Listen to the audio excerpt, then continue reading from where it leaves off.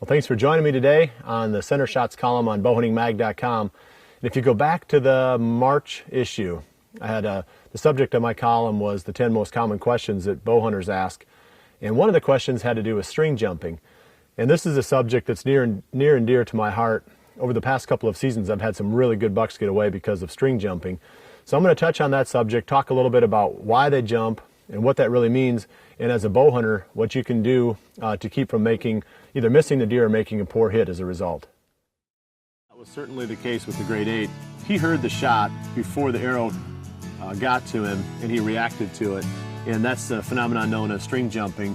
And typically when that happens, the deer is going to lower themselves to load up their legs to bound off. They're not trying to elude the arrow. They don't know the arrow's coming. All they're doing is they're trying to flee from some kind of a surprising sound that they hear. But it gives the same effect as if they're trying to elude the arrow. All you can do when you see an animal that's alert is to aim low. And you've got to try to figure out how low you have to aim, and that depends upon the distance away that the animal is. We studied the footage on this hunt very carefully, and when the arrow is about 20 yards away, the buck hasn't yet reacted to the sound of the shot. So he dropped, during that last 10 yards of arrow flight, he dropped 10 to 12 inches. So I'm taking away from that a couple of things. First is, mature bucks in the Midwest sometimes will drop at the sound of the shot. So, got to play that a little bit different now. 20 yards and in, I'm just going to aim dead on. If he's beyond 20 yards, I'm going to increasingly lower my aim point. 4 inches low at 25 yards, 8 inches low at 30 yards is going to handle it most of the time here in the Midwest with these deer that we're hunting.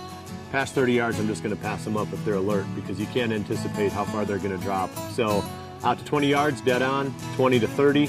I'm going to increasingly lower my aim point until I'm as much as 8 inches below the spot that I want to hit. The part about string jumping that bothers me the most, I guess, is the fact that it's unpredictable. You can't 100% anticipate when it's going to happen. Here in the Midwest, a certain percentage of our bucks will drop at the sound of the shot to load up their legs to run, and a certain percentage don't even move. They'll just continue to stare in your direction if you made a sound like a grunt or something to stop them if they're walking. So it's kind of a little bit of you're playing the odds when you make a strategy on how to handle string jumping. It's not an absolute science. So all you can do is to be conservative.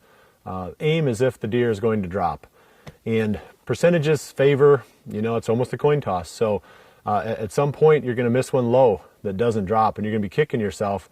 But then, the next time around, you're going to aim low, the deer's going to drop, and you're going to make a perfect hit and take your trophy home. So you just have to take your lumps on this one. You got to aim conservative. And you just got to play the numbers, and a certain percentage of them are going to drop right down into the arrow, and a certain percentage of them you're going to shoot under them. So anyway, good luck. I appreciate you joining me this month, and I'll be back again next month for the next issue, the next episode of Center Shots video on bowhuntingmag.com.